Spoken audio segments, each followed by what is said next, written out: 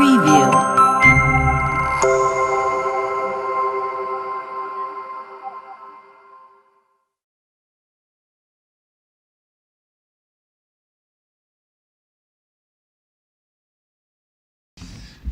Muy buenas noches. Hoy es sábado 11 de abril, son las 19 horas, estamos en la Ciudad de México, en el Palacio Nacional.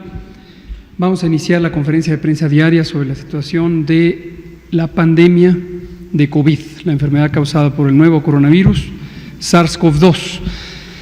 Hoy vamos a dedicarnos específicamente al informe técnico diario y vamos a abrir a preguntas y respuestas. Le pido al doctor Alomía si nos lleva por el informe. Secretario. Buenas tardes con todas y todos. Aquí estamos nuevamente, como todas las noches, con el panorama internacional y nacional. El día de hoy, si vemos el porcentaje de casos en el mundo en los últimos 14 días, vemos que nuevamente tiene una disminución en relación al día de ayer. 65% ahora son los casos confirmados en todo el mundo en los últimos 14 días.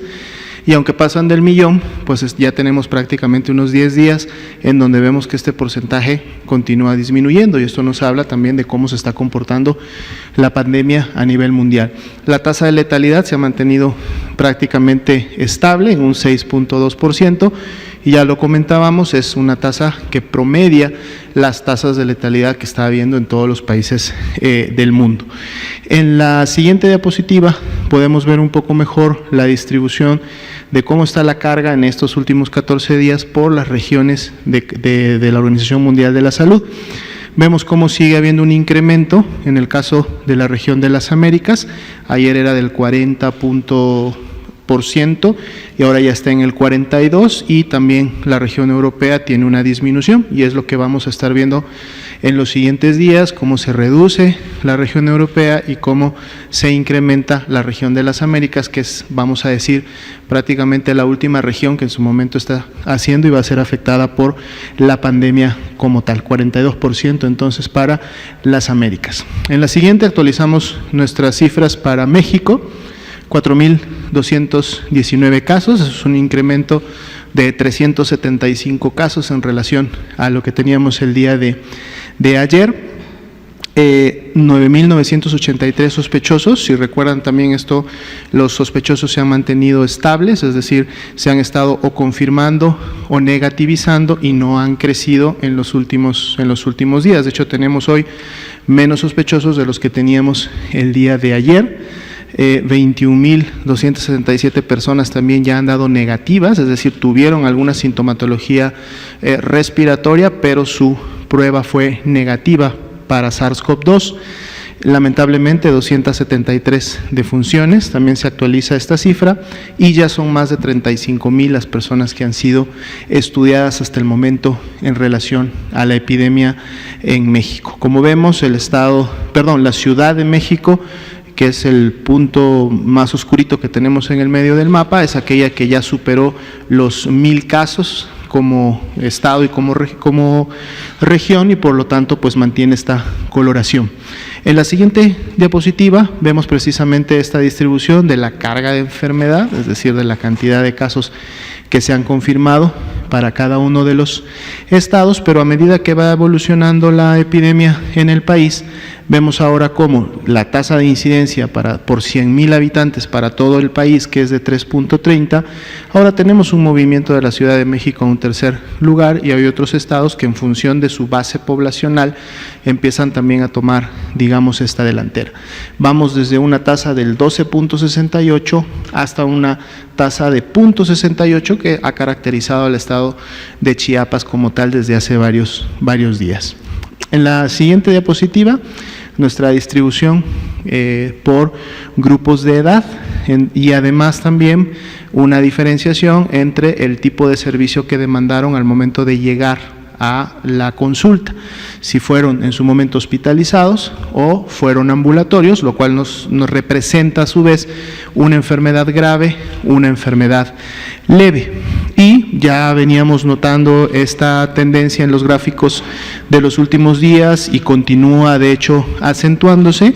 Vean cómo precisamente en el grupo de edad que inicia a los 60 años es donde vemos un cambio de las barras amarillas, que representan las personas que se tienen que hospitalizar, y las barras verdes, que representan las personas que pueden tener un manejo ambulatorio en el domicilio por una enfermedad leve, y que además es mucho mayor cuando lo vemos en los grupos de 60 años hacia abajo, y en la medida que vamos avanzando en los siguientes grupos de edad, vemos cómo esa barra amarilla se incrementa, y esto en su momento nos refleja precisamente lo que ya habíamos comentado, que en los mayores de 60 años hay una mayor carga de enfermedad grave que cuando se tiene menos de esa edad, y así están distribuidos los 4.219 casos que el día de hoy han sido confirmados.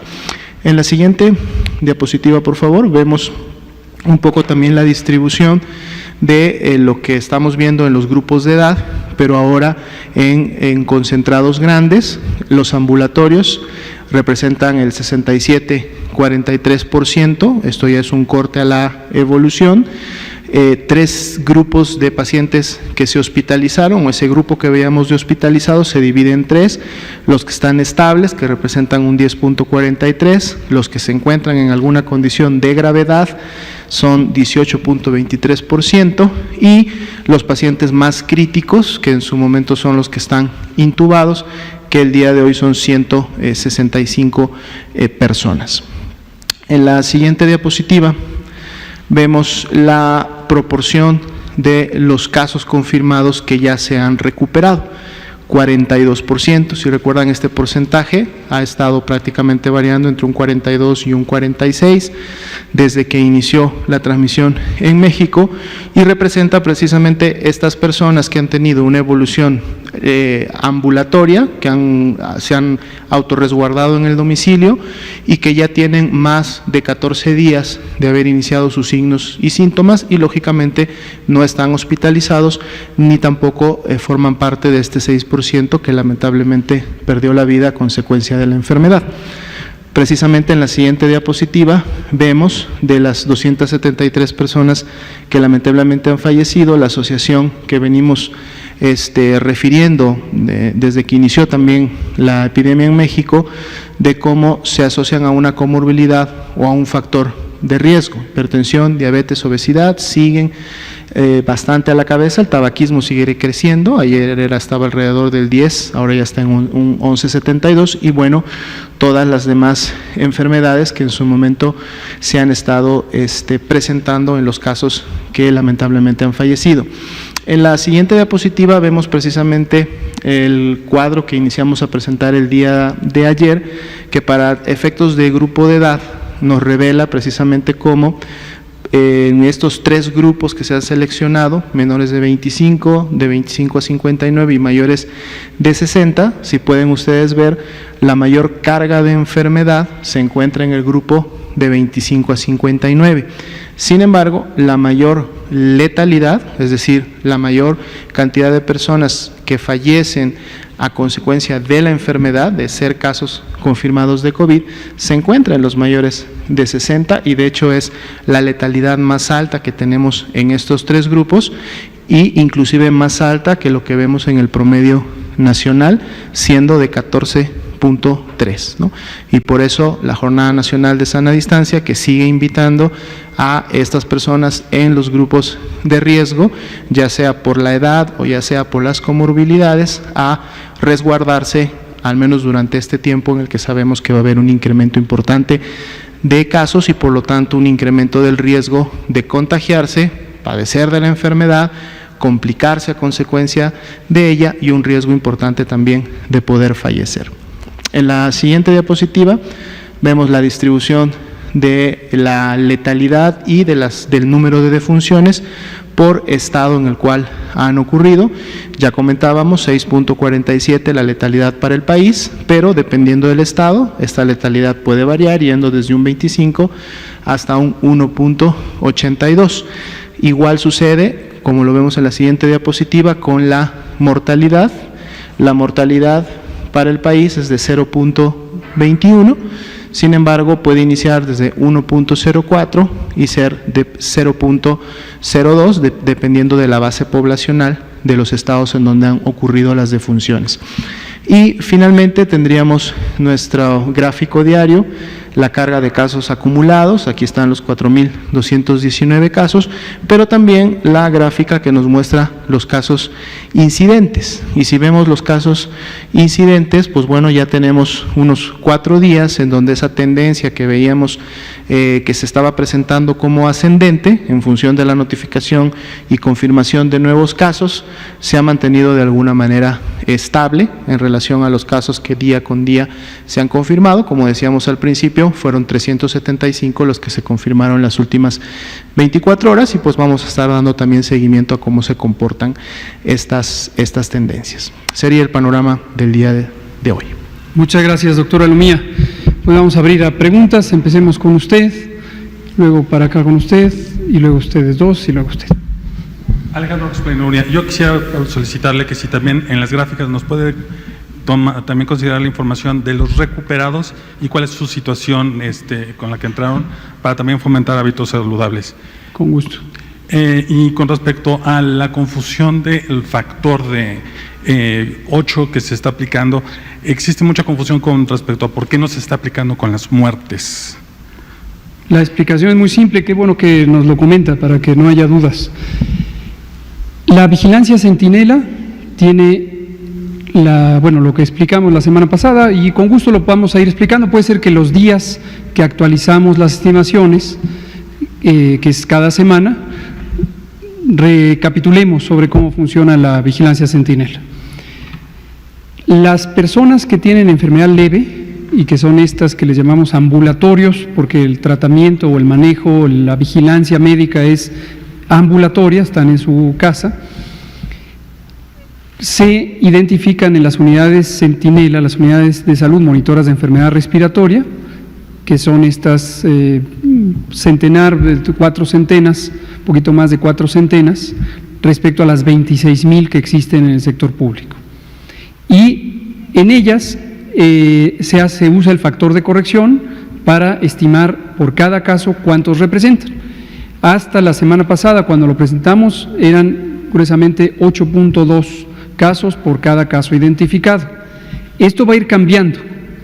Cada semana va a ir cambiando la proporción o el porcentaje de personas a quienes se les toma la muestra, se les hace el procesamiento en laboratorio y se identifica que son positivas al coronavirus SARS-CoV-2.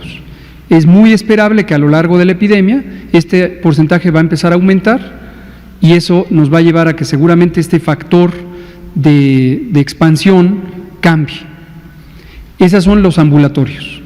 Las personas con enfermedad grave, que son quienes se hospitalizan, con mayor razón quienes se hospitalizan en terapia intensiva, y por lo tanto quienes desafortunadamente fallecen, no hay factor de corrección, porque directamente al 100% se les toman muestras para el diagnóstico por laboratorio. Finalmente, ¿cuándo me presumen los EPP?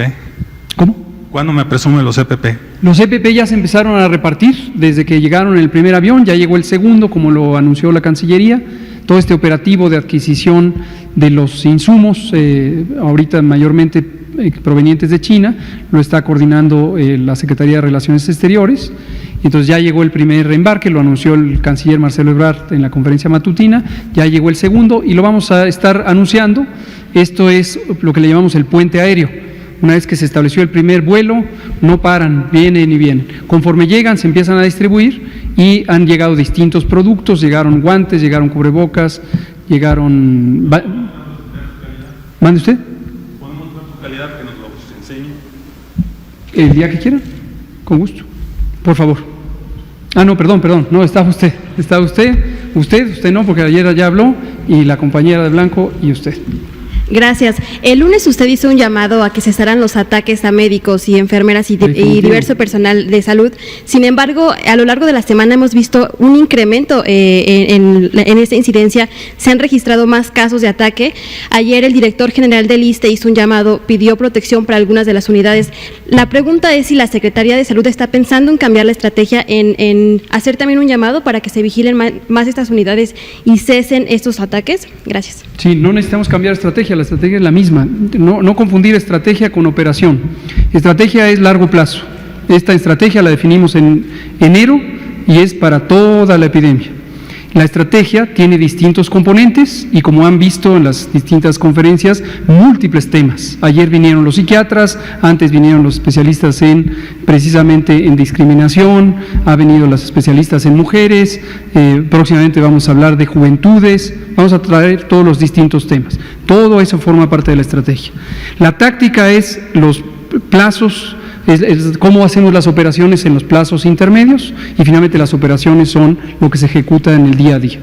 Entonces, hay un componente de la estrategia que es la seguridad del conjunto del operativo, que incluye las instalaciones, el transporte de los insumos, las instalaciones de salud, las instalaciones de resguardo de los materiales, etcétera.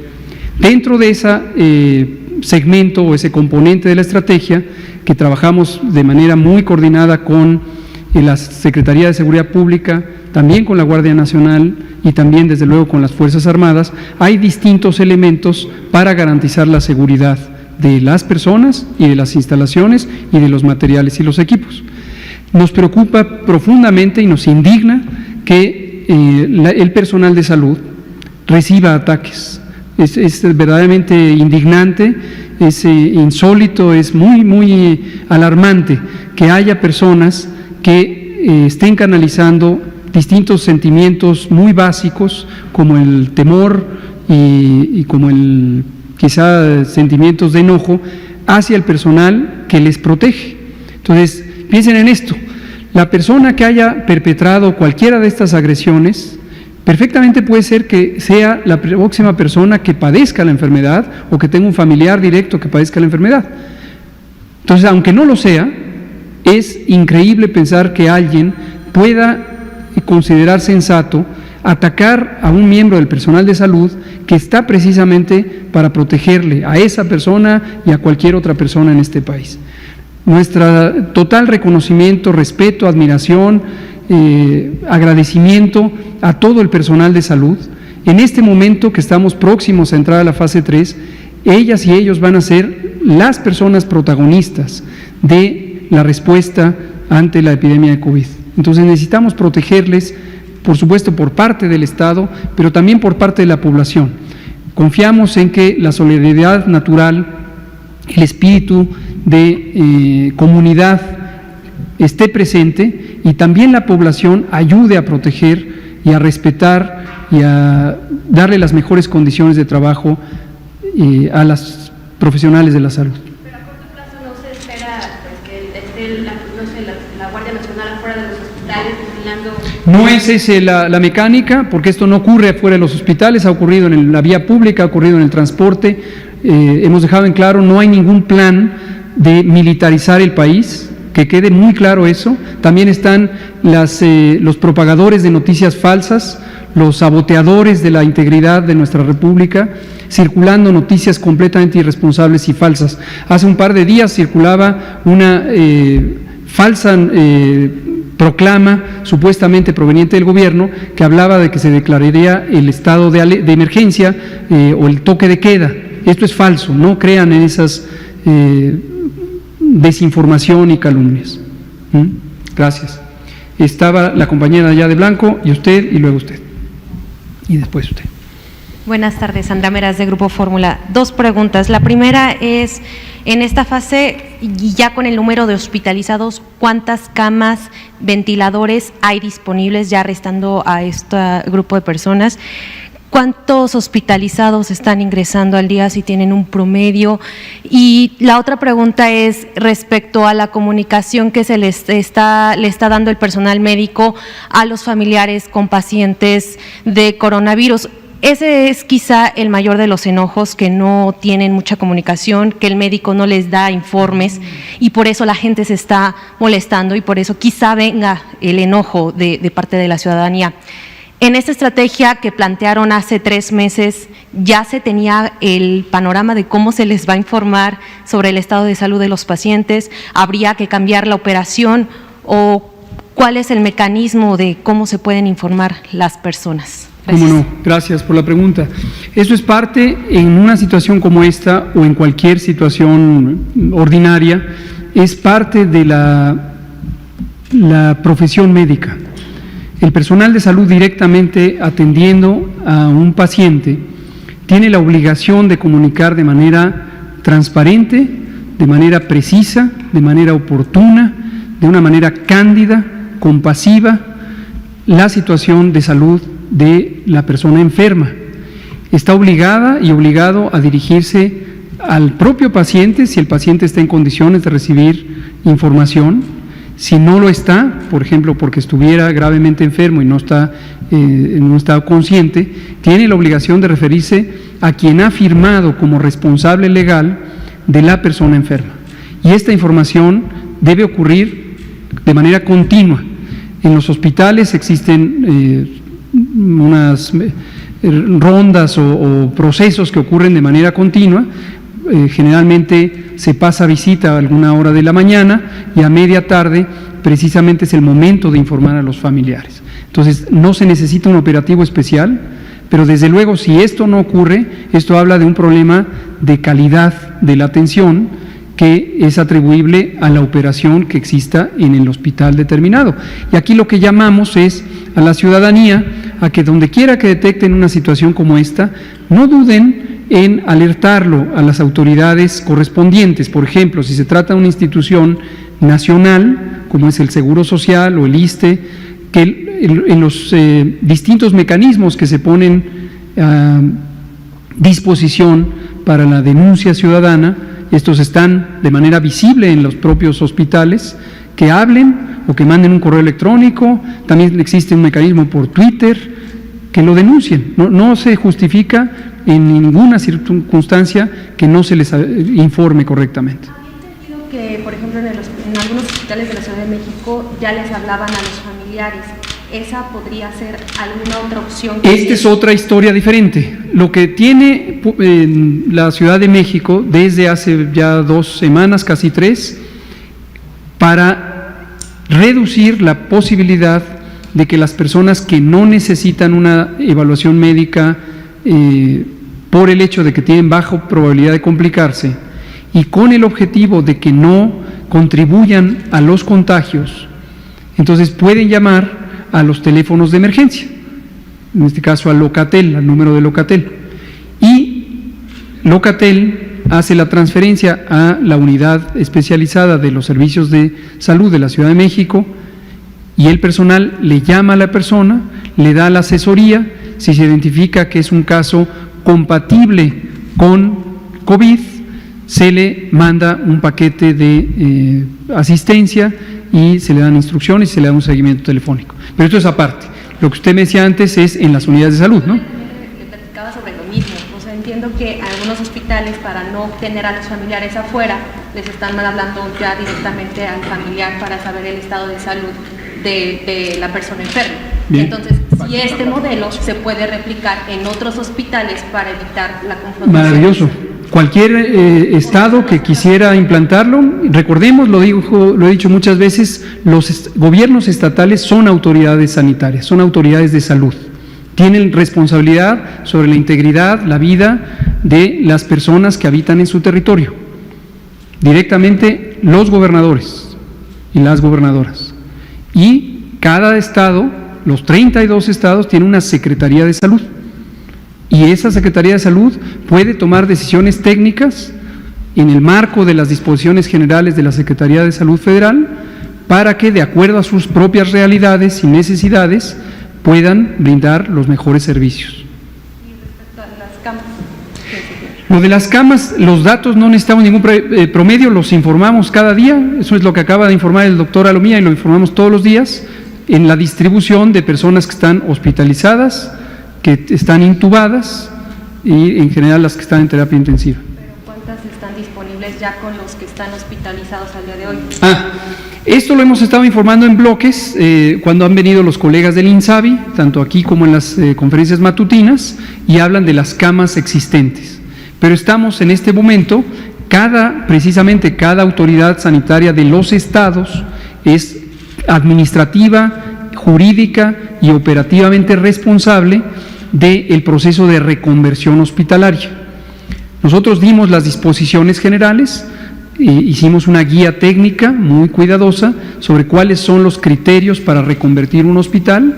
Uno de los criterios importantísimos es que haya hospitales COVID y hospitales no COVID. Y cada Secretaría de Salud de los estados es responsable de poner en práctica esta reconversión. El 19 de marzo sesionó el Consejo de Salubridad General y quizá recordarán que uno de los 5 acuerdos de esa sesión fue un exhorto para que todas las autoridades estatales procedieran de manera inmediata a la reconversión de sus hospitales. Entonces, ha habido avances en distinta velocidad. Algunos estados están más avanzados que otros, algunos planes de reconversión son más elaborados que otros y estamos dando seguimiento para que se cumpla. Usted, la compañera, y luego usted, y luego usted. Y acá me está faltando, ¿verdad? Perdón, allá atrás. Perfecto. Entonces, a ver, por favor. Hola, buenas noches. Preguntarle rápidamente si usted tiene información en torno a la muerte de un empleado del Seguro Social en Tlatelolco. Se hablaba en redes sociales de un posible contagio ahí, si tienen algún dato. No lo identifico de manera puntual, doctor Aromío. No nos saltemos, vamos en orden. Cada quien su turno. Para comentar, es muy importante comentar que si bien es cierto en el nivel federal tenemos nosotros acceso a la base de datos completa, la puntualidad de cada uno de los casos la tiene mucho más específica los estados, que precisamente son los que están más al pendiente de las evoluciones, digamos, en lo particular. Se puede hacer una investigación sin problema porque tenemos acceso a la información, pero de seguro en este caso sería la Ciudad de México la que pudiera tener más información. Okay. Ahora, también déjeme intervenir aquí para comentar. Afortunadamente, conforme ha transcurrido la epidemia, ya no ha ocurrido un fenómeno que ocurrió al principio, y lo recordarán, que es este fenómeno de estigmatización y ensañamiento contra las personas afectadas o sus familias. Esto nos ocurrió con el caso 2, una persona que estuvo en Sinaloa, no siendo residente de Sinaloa. Entonces, volvemos a hacer el mismo exhorto. Para fines de un fenómeno masivo, poblacional, tiene poca utilidad conocer los detalles de una persona, pero además, entrar en los detalles de una persona implica entrar en la confidencialidad, que es un derecho que se debe preservar y cuidar y respetar para cada persona. Usted dirá, aunque no conozcamos el nombre, pero a lo mejor el nombre ya está en los medios públicos, o aunque no esté el nombre, está en dónde trabaja, dónde vivía, y eso lleva a un fenómeno de agresión y discriminación. Yo les pido, ¿es una violación de datos para ustedes? Lo que les pido es contribuyan al respeto a la confidencialidad de las personas. Usted y yo y esa persona que está hablando, todos tenemos ese derecho y hay que respetarlo. Si se vuelve noticia la vivencia de una persona, no perdamos de vista que se afecta a todo su entorno y entonces su familia, sus vecinos, sus colegas de trabajo empiezan a irremediablemente enfocar la atención en una persona. ¿Cuál es el estado que más ventiladores tiene? Depende de su población y esa es una estadística, como hemos dicho, le acabo de contestar a la colega, estamos en los procesos de reconversión y hay estados que tenían cierto equipamiento, hay estados que adquirieron nuevo equipamiento, hay compras federales, hay donativos, hay muchas cosas, esto va a estar cambiando todos los días.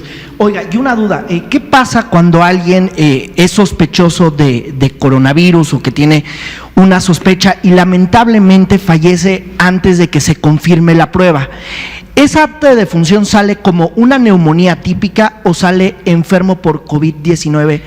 Nosotros asumimos en este momento que una muerte no certificada que tuviera una neumonía típica puede ser explicada por alguno de los virus respiratorios. Como hemos comentado, todavía existe, lo vamos a tener la actualización del porcentaje de confirmación el lunes, pero existe la influenza, y la influenza da un síndrome clínico con una afección pulmonar muy semejante a coronavirus.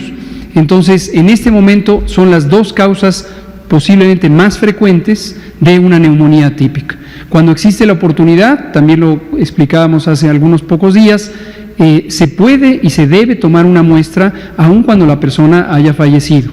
Si la muestra se tomó cuando la persona estaba en estado grave y lamentablemente perdió la vida, pero la muestra ya se estaba procesando, en cuanto sale el resultado, se clasifica la muerte como de la causa correspondiente, ya sea por COVID, por influenza o por alguna otra causa identificada. Oiga, ¿y cuál es la ruta o el protocolo que sigue un médico cuando alguien comienza a complicarse con coronavirus? En algunos hospitales privados están diciendo, bueno, la prueba de coronavirus, una tomografía, una radiografía, después de ahí un comité define qué medicamento se aplica, algunos antivirales. ¿Cuál es el protocolo cuando alguien ya empieza a estar en esa raya de que se está complicando la enfermedad de COVID-19? Porque algunos están en su casa y han mandado mails y han estado comunicándose algunas medios de información que dicen cuál es el momento en el cual yo ya tengo que ir al médico, y segundo, cuando yo ya estoy en urgencias, cuando yo ya estoy en un hospital, ¿qué me tienen que hacer los médicos? ¿Qué estudios me tienen que realizar para identificar el COVID-19 o por lo pronto cómo ese virus dañó al pulmón? Gracias por mencionarlo, porque le da voz seguramente a algunas ciudadanas y ciudadanos o sus familiares que tienen esta legítima inquietud. No existe una ruta única, porque la ruta depende de las condiciones específicas de la persona enferma. Existe una guía que se publicó desde la última semana de enero, la publicamos, está de acceso público ahí en el micrositio coronavirus.gov.mx. No es una guía para uso de la población en general, es una guía técnica para las y los profesionales de la salud, para los médicos. Y en esta guía se ha compilado lo más relevante de la evidencia científica que permita a las y los médicos orientar el proceso de identificación diagnóstica, el diagnóstico propiamente dicho, la identificación también de la probabilidad de complicaciones, el manejo de estas complicaciones, etcétera, etcétera, etcétera. A su vez hay una guía sobre el proceso de control de infecciones que estipula los elementos de bioseguridad que debe considerar tanto la familia como el personal de salud como las demás personas.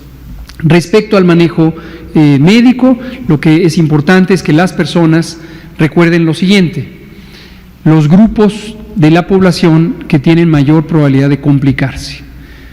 Adultos mayores, ponemos el punto de límite en 60 años y más. Esto es un punto referencial, pero cada vez, conforme aumenta la edad, aumenta también el peligro de complicaciones. Es decir, la persona de 70 años tiene mayor riesgo de complicaciones que la persona de 60 años. Pero definitivamente la persona de 60 años tiene mayor riesgo que la persona de 50 años. Este es un elemento. El segundo es mujer embarazada. Por favor, que no se nos olviden, las mujeres embarazadas tienen un riesgo aumentado de complicarse.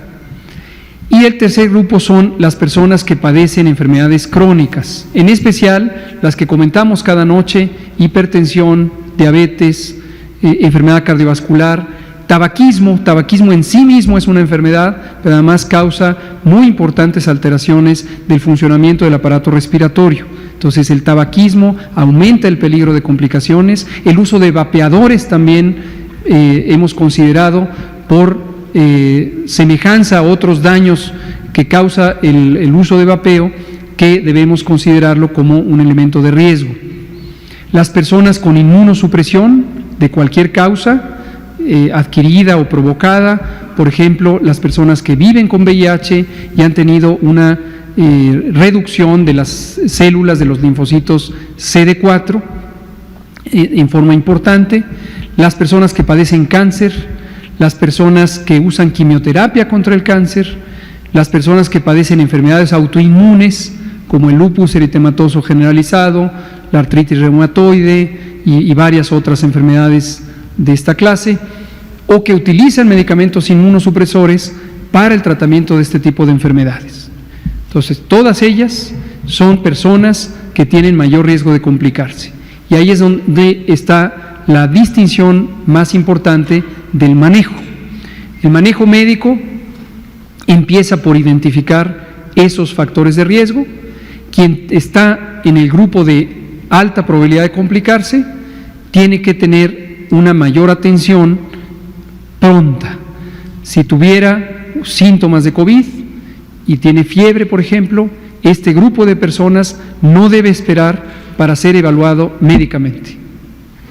En cambio, este otro grupo de personas, que son jóvenes, que no son mujeres embarazadas, que no tienen enfermedades crónicas, obesidad, por cierto, también es otro elemento importante.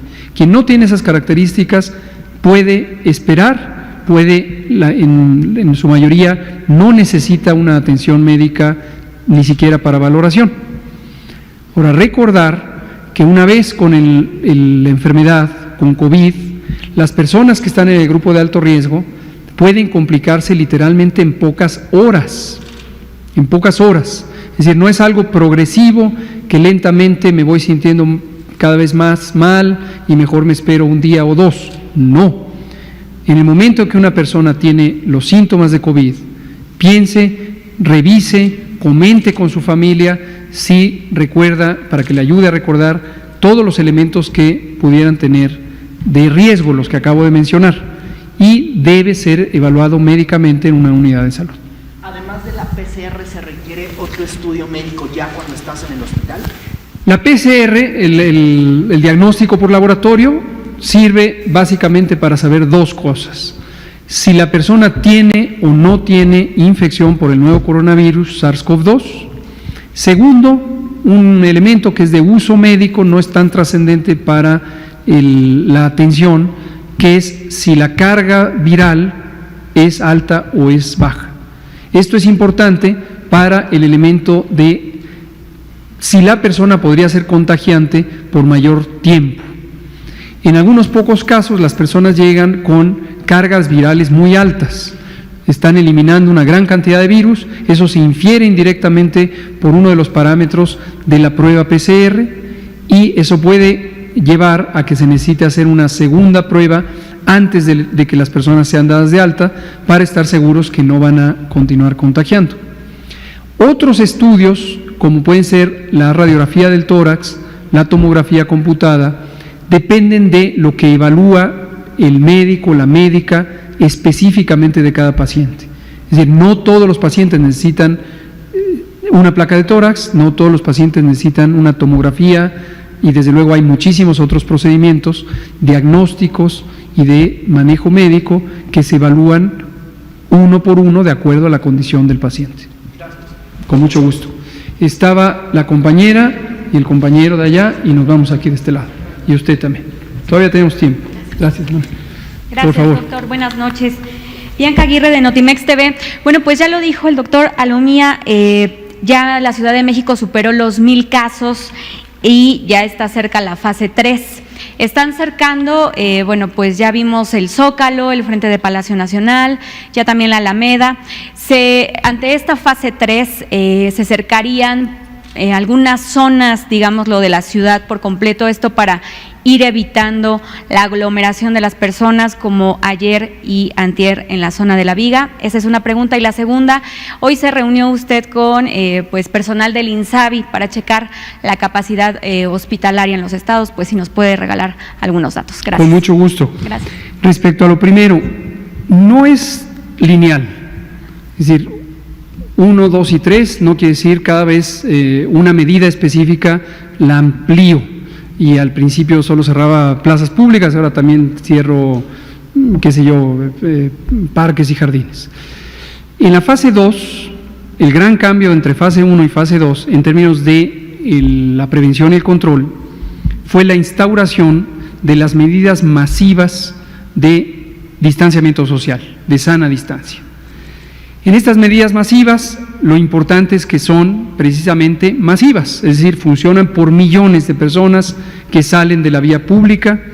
Tenemos un muy buen monitoreo aquí en la Ciudad de México, que lo hace la propia gobierno de la Ciudad de México y como mostramos hace unos días, tenemos reducción de más del 65% de la movilidad urbana. En la fase 3, en la escena más importante es el hospital. Entonces, así como en la fase 1 estábamos preparando la fase 2 y la pusimos en práctica 15 días antes de entrar en la fase 2, porque quisimos aprovechar la oportunidad adelantándonos, en la fase 2 estamos preparando la fase 3 y ahí viene su otra pregunta. Por eso nos reunimos, no solo hoy, nos reunimos diariamente con todos los colegas que tienen que ver con la reconversión hospitalaria. La reconversión hospitalaria, llevamos más de 7 semanas donde estuvimos trabajando en los protocolos de reconversión, en la evaluación de las condiciones de las unidades de salud. Hay que garantizar no solamente que existan los ventiladores, por ejemplo, sino que la toma de oxígeno esté en condiciones óptimas, que exista la presión suficiente del circuito de oxígeno para sostener 10, 15, 20, 40, la cantidad de camas necesarias con ventilador, porque los hospitales van a estar operando en condiciones extraordinarias. Desde detalles, por ejemplo, los enchufes en las camas de la hospitalización general, a diferencia de las camas de terapia intensiva, no necesariamente existen suficientes enchufes eléctricos. Y en el manejo de una persona en estado crítico se necesitan muchos equipos eléctricos, el propio ventilador, el monitor, las bombas de perfusión de soluciones intravenosas, y esto podría requerir 10, 15 enchufes. Y además el circuito eléctrico tiene que ser competente. Todos esos detalles, algunos son ingenieriles, otros son orgánicos. Tienen que estar las personas, por ejemplo, competentes para vigilar al paciente y modular los parámetros de la ventilación. Como hemos comentado, tenemos poco personal de salud en el país. México tiene un rezago histórico en la formación de sus especialistas en salud, y en este campo específicamente, la medicina crítica, tenemos un número muy pequeño de especialistas. Lo que hemos hecho, que lo explicamos, lo explicó el doctor Schwartz aquí en la nocturnera y en la mañanera, es un esquema piramidal donde un especialista guía a 5 personas que tienen una profesión médica pero no son especialistas necesariamente en el campo de medicina crítica, y a su vez cada uno de ellos se hace responsable de 5 pacientes. Eso nos permite expandir muy rápidamente la capacidad. Entonces, ese es el trabajo continuo. Terminando esta reunión con los colegas de INSABI, nos fuimos todos juntos al Seguro Social, al Comando Operativo del Seguro Social, estuvieron los colegas del Seguro Social, del ISSSTE, y estuvimos también evaluando el progreso de la reconversión hospitalaria. Gracias. Usted colega, y nos vamos allá con el compañero y luego usted. Gracias. Buenas noches, Poncho Gutiérrez. Hace un par de días usted nos habló de un estimado de contagiados con base en el modelo Centinela, que ronda aproximadamente, nos comentó usted, en 26,000 casos. Esta cifra escandalizó a algunas voces públicas, bastantes. Quienes han escuchado sus conferencias saben que este dato usted lo ha dicho una y otra vez durante varias semanas, pero desde antier algunos periodistas y políticos tomaron sus palabras para difundir esta idea de que al doctor Gatell lo obligaron a revelar la verdad después de la entrevista para The Economist, cuando incluso el doctor Alomía y usted nos han dicho esta proporción desde hace semanas, incluso casi un mes.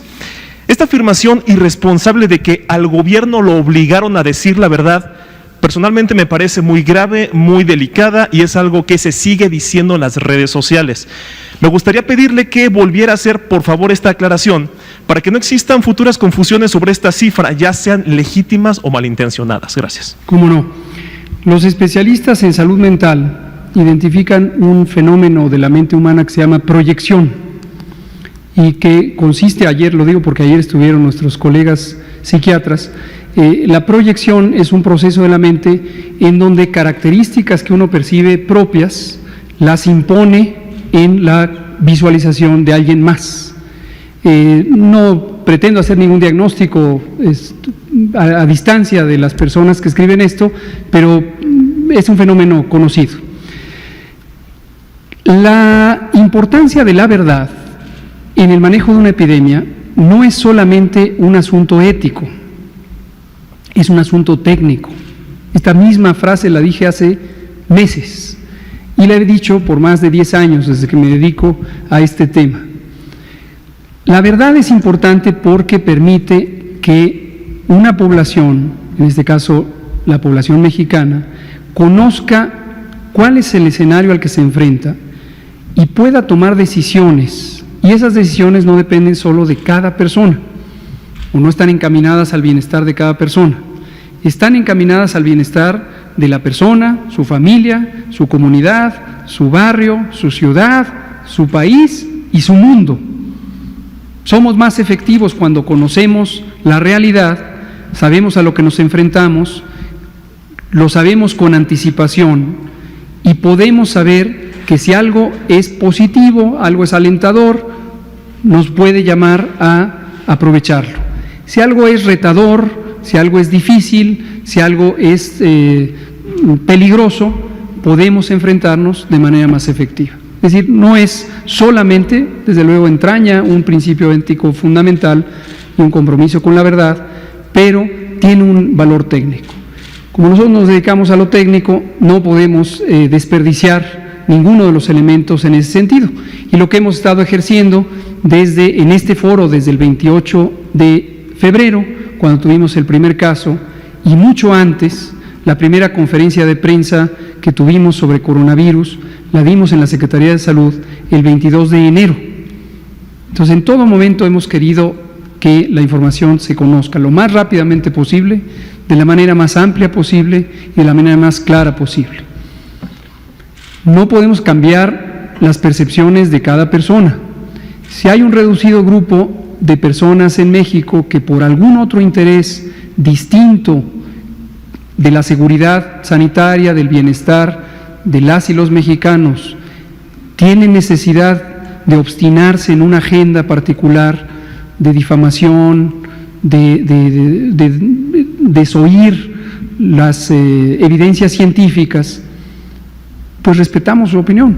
No podemos hacer nada al respecto más que seguir sumando con la enorme mayoría de mexicanas y mexicanos que conocen en este foro y muchos otros la verdad.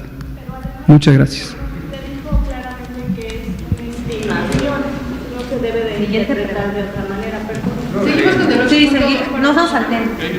Sí, no nos saltemos nada más para abordar esto. Sí, es una estimación, sí seguimos con 8.2. Acabo de decir, a respuesta a la primera pregunta, cada semana esto se va a ir actualizando conforme cambie el porcentaje de positividad, el porcentaje de personas que acuden a unidades de salud con enfermedad compatible con coronavirus, etcétera. Y lo vamos a estar anunciando cada semana y conforme existen los datos, los ponemos a disposición. A veces esos datos nos van a llevar a decir, qué bien, esto no está tan mal como pensaba.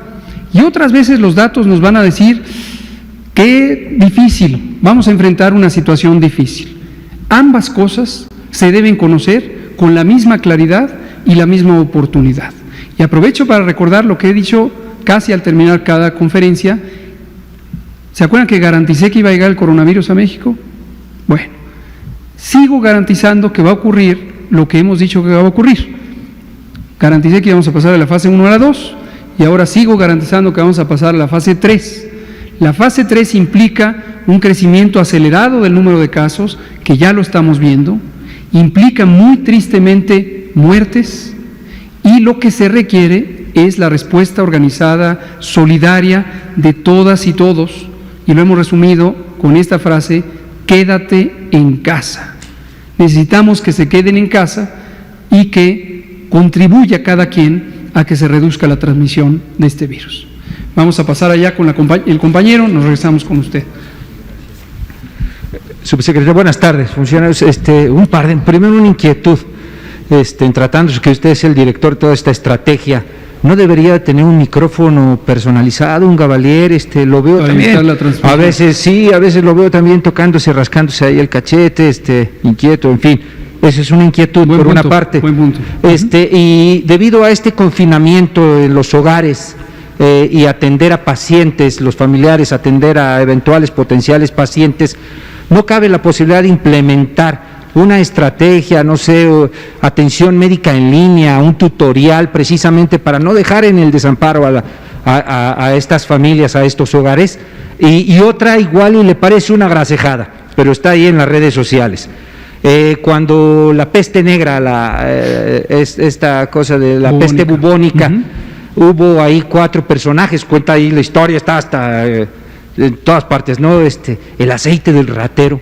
que está compuesto con base en varias hierbas, eucalipto, limón, canela, en fin, y se está vendiendo, pero a granel, no sé, digo, no está comprobado científicamente, no lo sé, pero es válido que la sociedad también pueda tener este tipo de creencias, como las estampitas religiosas que muchos de nosotros creemos. Son estas preguntas, subsecretario, Gracias. por favor. Me gustan mucho sus preguntas, las aprecio. Y por lo mismo, porque me parecen completamente naturales, genuinas, legítimas, y porque seguramente reflejan la inquietud de al menos una persona que nos está escuchando. Y usted le da voz y nos ayuda a que tengamos este diálogo en forma indirecta. Empezaré por la segunda. De acuerdo a la idiosincrasia, la cultura, la cosmovisión de cada pueblo y de cada persona, existe una serie de elementos referenciales en los que se deposita la confianza, la esperanza, el estado de ánimo depende mucho de la identificación de este tipo de elementos referenciales. A veces son elementos de carácter religioso, a veces son símbolos culturales, a veces están en los propios modos de convivencia entre los seres humanos, y a mí me parece que todos deben ser considerados legítimos, respetarlos, celebrarlos, honrarlos, en la medida en que proceden de tradiciones, la mayoría de estos milenarios, ¿no? Cuando uno se enfrenta a un problema complejo, como puede ser una epidemia, que representa un reto mayúsculo para una población o para la sociedad, en este caso para todo el mundo, yo creo que es importante no entrar en actitudes cerradas que precisamente desagreguen a la sociedad. Si una persona quisiera sumar, no conozco este aceite del que me habla, pero pensemos en este aceite o en cualquier otro medio físico que se utiliza, y eso además se suma a algunas medidas de precaución, como lo que hemos dicho, lavarse las manos, cubrir el estornudo, etcétera, pues qué bien, no hay ningún problema. Alguien le dará más énfasis al aceite, alguien le dará más énfasis a lo otro. Yo creo que se trata de sumar. Y el estado de ánimo es muy importante, porque el estado de ánimo, ayer que estuvieron, por eso fue muy importante que estuvieran nuestros queridos compañeras y compañeros psiquiatras, y lo dijeron con puntualidad, depende de nuestro estado de ánimo, nuestra conducta, nuestra respuesta, el propio sistema inmune está modulado, y esto se conoce científicamente por el estado de ánimo, ¿no? Entonces pienso que es muy válido, que quien quiera usar esto, pues adelante. Una cosa que preocupa es cuando se le deposita una confianza quizá exclusiva o excesiva a un instrumento de precaución, llámese este aceite, llámese el propio cubrebocas, porque esto lo que puede llevar es a perder la atención de otros elementos que contribuyen. Entonces, por ejemplo, el cubrebocas, y por ahí seguirá la inquietud, quizá algunos de ustedes traían esa pregunta preparada, me anticipo. Es que en la Ciudad de México recomendaron el cubrebocas, y es que en el estado fulano de tal recomendaron el cubrebocas. ¿Y por qué el gobierno no corre? Bien, lo hemos dicho también, lo retomo, y estos lo retomaremos una y otra vez, porque esto va cambiando.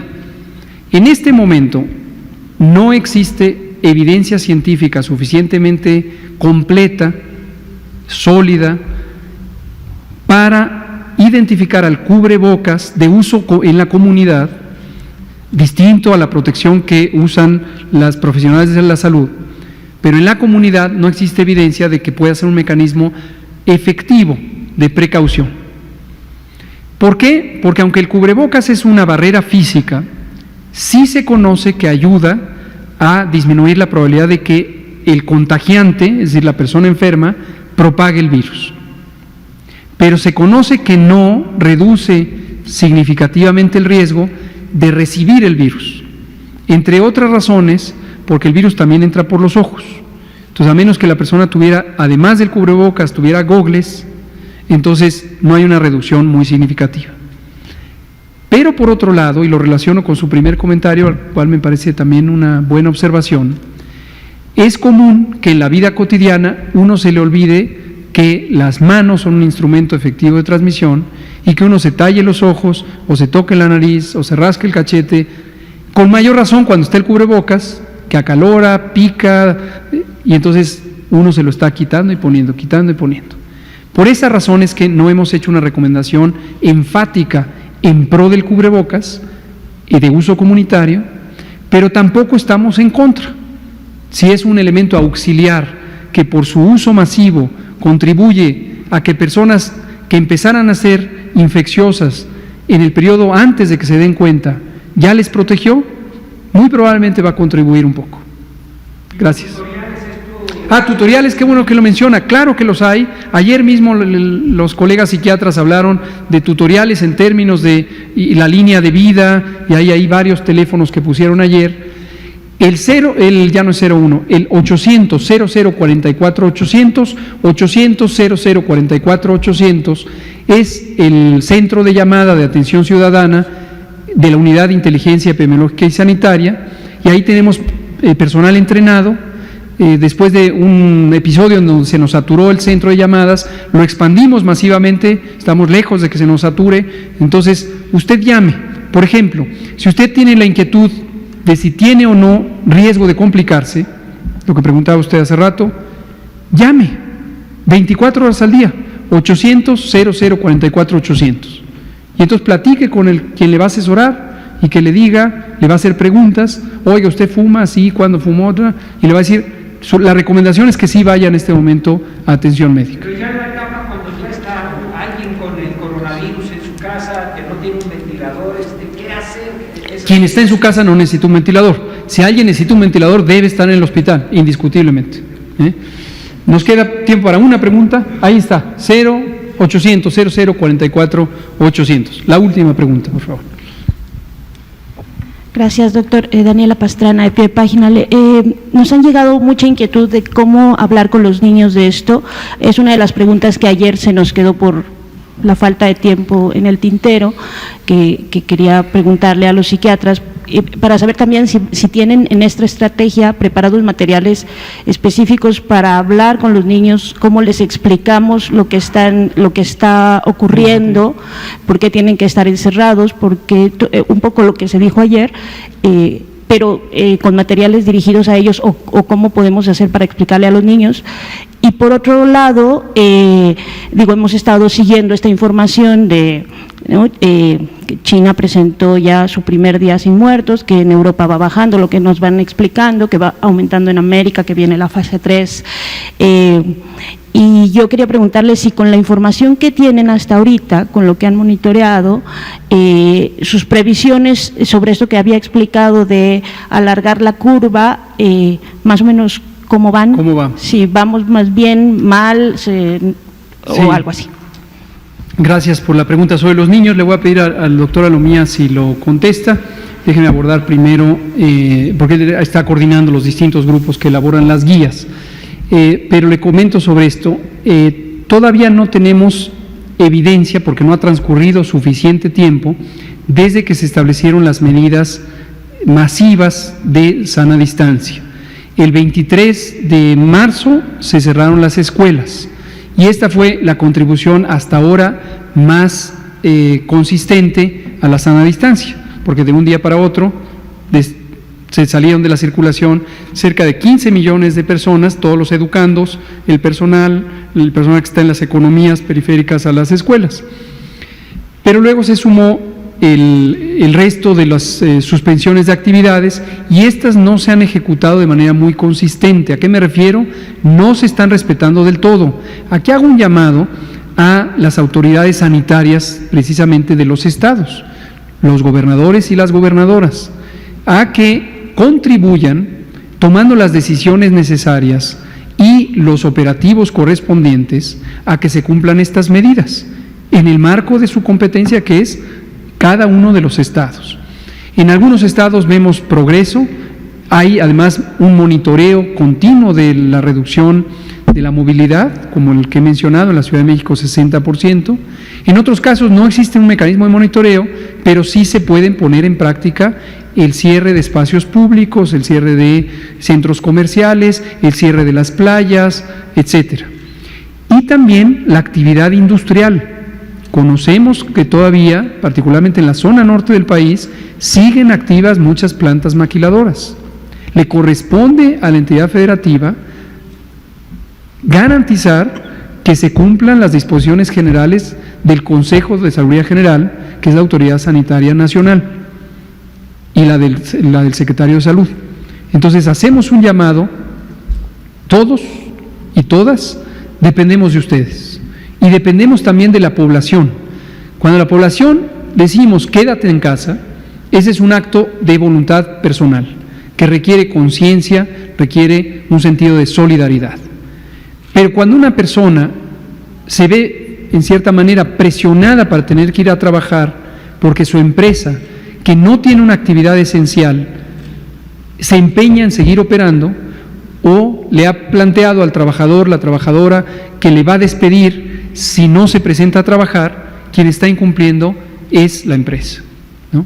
Si brevemente nos comenta nada más sobre los niños. Rápidamente, nomás hacer la referencia, sé que aquí está muy pequeño, pero lo pueden ustedes ver en la página precisamente de la Secretaría de Salud, en el micrositio de coronavirus. Hay una pestaña específica, de hecho, que dice material o sección para niños. Si ustedes ingresan a esa pestaña, bien, lo tenemos en grande, en la pestaña que dice sección para niños, y ahí podemos ver cómo hay material que está específicamente diseñado para ellos, desde conocimiento para que ellos sepan cómo se produce la enfermedad, cómo se lleva a cabo. Si seguimos subiendo, vamos a encontrar toda una serie de videos. Si le podemos dar para arriba a la página, por favor. ¿Sí? Hay sección de cuentos, hay personajes conocidos ya mundialmente, que lógicamente en alianza con ellos se han hecho estos eventos. Si seguimos subiendo, encontramos también videos explicativos, más abajo, mensajes lógicamente en formatos que ellos puedan entender mucho mejor, que les sean más coloridos, en lenguaje sencillo. Más abajo, por favor.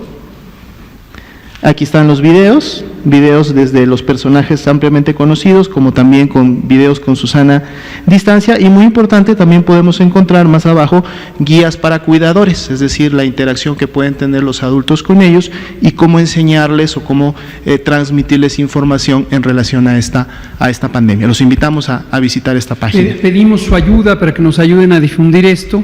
Este ha sido un trabajo titánico y formidable que ha coordinado en particular el doctor Ricardo Cortés Alcalá, el creador de Susana Distancia, director general de promoción de la salud, y todo su magnífico equipo en la dirección, y vemos que no ha sido suficientemente explotado.